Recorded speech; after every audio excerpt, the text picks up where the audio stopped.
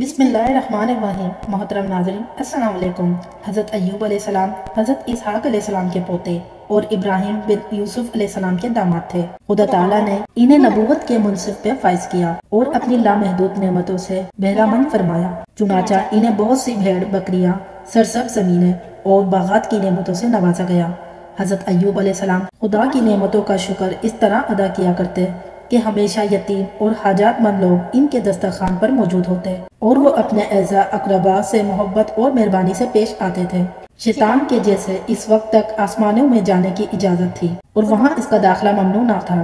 اس نے دیکھا کہ خدا کی نعمتوں کا شکر ادا کرتے کرتے حضرت ایوب علیہ السلام کا مرتبہ بہت بلند ہو گیا ہے اور فرشتے بھی ان کو عزت اور احترام کے ساتھ یاد کرتے ہیں۔ چنانچہ شیطان ہر وقت اس کوشش میں رہتا ہے کہ نیک بخت لوگوں کو بد نصیبی میں مبتلا کر دے اور ایماندار لوگوں کو خدا کے راستے سے بھٹکا دے۔ لہٰذا اس نے حضرت ایوب علیہ السلام کا مرتبہ گھٹانے اور انہیں بدبختی کے پاتال میں گرا دینے کا فیصلہ کیا۔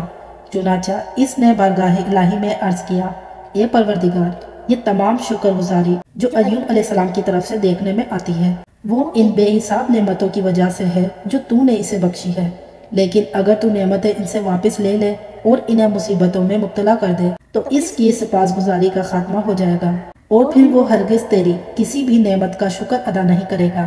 بس اب تو مجھے اس کی بے حساب دولت پر اختیار دے دے تاکہ یہ ثابت ہو جائے کہ میں جو کچھ کہہ رہا ہوں وہ درست ہے۔ خدا تو اپنے بندوں کے تمام بیدوں سے واقف ہے اور ان کے ظاہر و باطن کو بخوبی جانتا ہے۔ لہٰذا اس نے حضرت ایوب علیہ السلام کی ثابت قدمی اور ایمان کی پختگی کو دوسروں پر ظاہر کرنے کے لیے شیطان کی یہ بات منظور کر لی اور فرمایا، ہاں، میں ایوب علیہ السلام کا مال و دولت اور اولاد تیرے اختیار میں دیتا ہوں اور تجھے ان چیزوں پر مسلط کرتا ہوں۔ تب شیطان زمین پر آیا اور اس نے حضرت ایوب علیہ السلام کا تمام مال و دولت تباہ و برباد کر دیا اور ان کے فرزندوں کو ہلاک کر دیا۔ جب حضرت ایوب علیہ السلام کو اپنے مال و دولت کی تباہی اور فرزندوں کی حالت کی خبر ملی تو ان کی شکر گزاری میں اضافہ ہو گیا اور انہوں نے پہلے سے بھی کچھ بڑھ کر حمد و ثنا کی۔ شیطان نے کہا، خدایا، اب تو مجھے ایوب علیہ السلام کی ذخیر زمینوں اور بے شمار مویشیوں پر بھی مسلط کر دے تاکہ ان کی بے صبری ظاہر ہو جائے۔ اس پر خدا نے حضرت ایوب علیہ السلام کی تمام زمینیں اور مال مویشی شیطان کے اختیار میں دے دیے اور وہ سب کچھ اس کے ہاتھوں نیست و نابود ہو گیا۔ لیکن اس تباہی کی خبر سے حضرت ایوب علیہ السلام کے دل میں رتی بھر اضطراب اور پریشانی پیدا نہ ہوئی بلکہ ان کی شکر گزاری میں کچھ اور اضافہ ہو گیا۔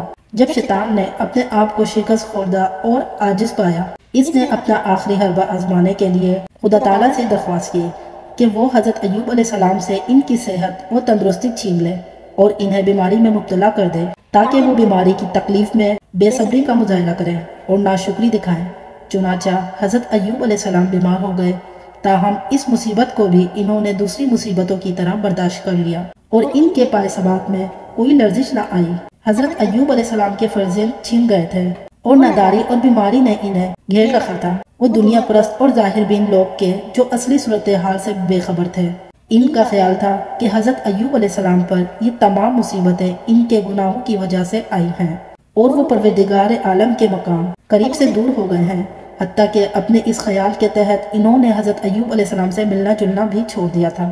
حضرت ایوب علیہ السلام ان حالات سے مجبور ہو کر شہر سے چلے گئے اور بیابان کے ایک گوشے میں سکونت اختیار کر لی۔ وہ ایک انسان کہ جو آخر تک ان کا وفادار رہا، وہ ان کی حکمدار بیوی روما تھی جو تکلیفیں اٹھا کر اور لوگوں کے گھروں میں ملازمت کر کے ان کے لیے کھانے پینے کا سامان مہیا کرتی رہی۔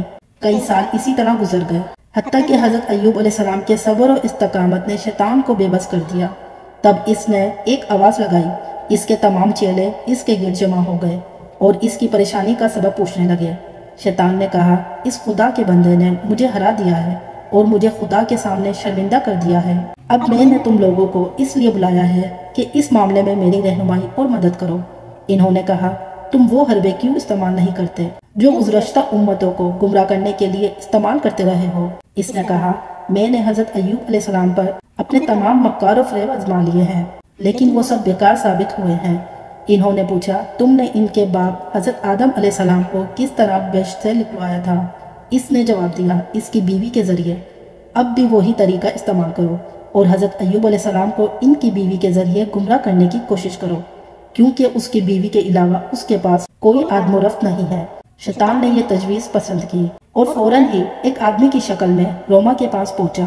پھر اس کے دل میں وسوسے پیدا کرنے کے لیے کہنے لگا، تمام نعمتیں اور مال و دولت تمہارے ہاتھ سے جاتا رہا اور تم مصیبتوں میں مبتلا ہو گئے۔ تمہارا شہر بھی مریض، کمزور اور بوڑھا ہے۔ میں نہیں سمجھتا کہ اب یہ تمہاری تکلیفیں اور مصیبتیں دور ہو جائیں گی۔ حضرت ایوب علیہ السلام کی بیوی نے اس کی باتیں سن کر ایک آہ بھری۔ شیطان نے کہا، تم یہ بھیڑ ایوب علیہ السلام کے پاس لے جاؤ اور کہو کہ وہ اسے ذبح کرے، لیکن ذبح کرتے وقت خدا کا نام زبان پر نہ لائے تاکہ وہ بیماری سے شفا پائے۔ روما فوراً حضرت ایوب علیہ السلام کے پاس آ کر کہنے لگی، اے ایوب، تمہارا خدا کب تک تمہیں عذاب میں مبتلا رکھے گا؟ کیا وہ تم پر رحم نہیں کھائے گا؟ تمہاری وہ تمام دولت اور فرزند کیا ہوئے؟ تمہارے چہرے کی خوبصورتی کہاں گئی؟ آؤ اور خدا کا نام لیے بغیر اس بھیڑ کو ذبح کرو اور تمام تکالیف سے نجات پاؤ۔ حضرت ایوب علیہ السلام نے کہا، کیا خدا کا وہ دشمن تمہارے پاس آیا اور اس نے تمہارے دل میں وسوسہ ڈالا ہے جسے تم نے قبول کر لیا ہے؟ بھلا یہ تو بتاؤ کہ وہ تمام نعمتیں جو ہمیں میسر تھی ہمیں کس نے دی تھی؟ روما نے جواب دیا، خدا نے۔ حضرت ایوب علیہ السلام نے پوچھا، ہم نے کتنے سال ناز و نعمت میں بسر کی ہے؟ ان کی بیوی نے جواب دیا، 80 سال۔ حضرت ایوب علیہ السلام نے کہا، جب سے خدا نے ہمیں ان تکالیف میں مبتلا کیا ہے اسے کتنی مدت گزری ہے؟ اس کی بیوی نے کہا، 7 سال۔ حضرت ایوب علیہ السلام نے کہا، وائے ہو تم پر کہ تم نے سخت ناانصافی کی ہے۔ تم نے اس وقت تک صبر کیوں نہیں کیا کہ اس تکلیف کی مدت ہماری آسائش کی مدت کے برابر ہو جاتی؟ پھر تم مجھ سے کہہ رہی ہو کہ میں یہ بھیڑ خدا کے سوا کسی اور کے نام پر ذبح کروں۔ خدا کی قسم، اگر اس نے مجھے شفا بخشی تو میں تمہارے اس گناہ کے بدلے میں تمہیں 100 تازیانے لگاؤں گا۔ اب تم میرے پاس سے چلی جاؤ کہ تمہارا کھانا اور پانی مجھ پر حرام ہے اور آئندہ میں تمہارے ہاتھ سے کچھ نہیں کھاؤں گا۔ جب حضرت ایوب علیہ السلام کی بیوی مجبوراً وہاں سے چلی گئی تو انہوں نے خود کو انتہائی تکلیف اور مصیبت میں پایا۔